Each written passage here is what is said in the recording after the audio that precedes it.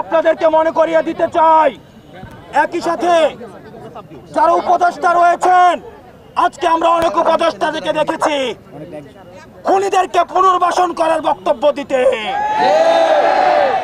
আমরা সেই সব উপদেষ্টাদেরকে মনে করিয়ে দিতে চাই, ছাত্র জনতার অভ্যুত্থানের মধ্য দিয়ে আপনি উপদেষ্টা হয়েছেন।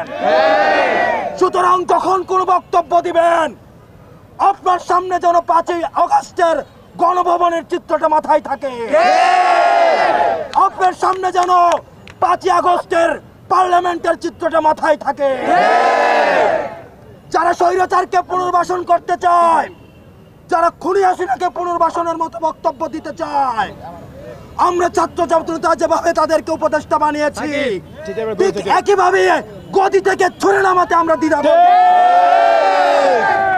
আজকের এই মঞ্চ থেকে আমি 3টি দাবি জানাতে চাই।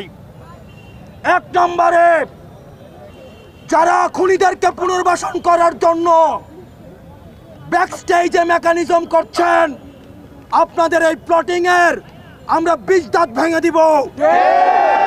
এবং আমরা বলতে চাই, আমরা সচেতন করে দিতে চাই উপদেষ্টাদের, আপনারা সচেতন হয়ে যান, আপনাদেরকে ছাত্র জনতা প্রতিহত করবে।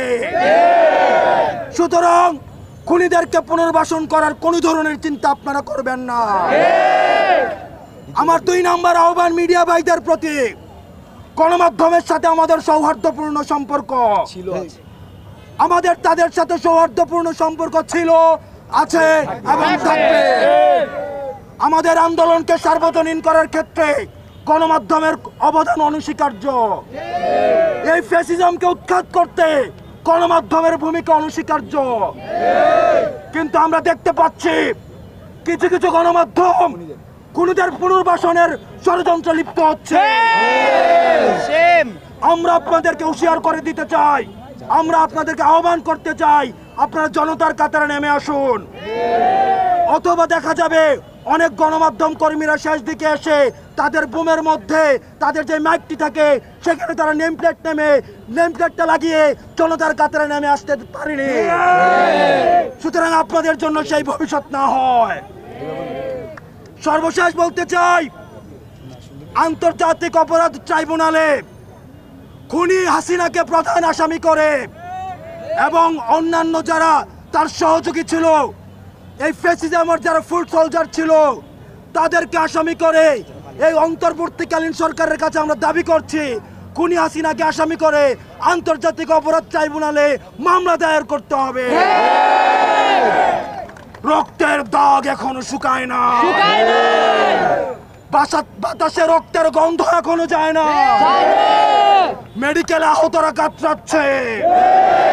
সুতরাং আপনাদের স্পর্ধা হয় কিভাবে আপনারা জনতাকে অস্বীকার করে খুনিদেরকে পুনর্বাসন করবেন?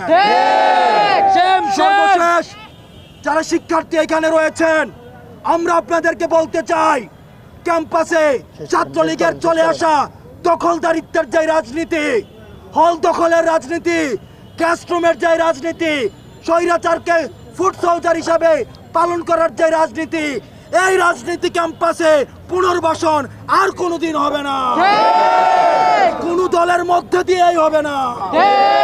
আমাদের এখন বিক্ষোভ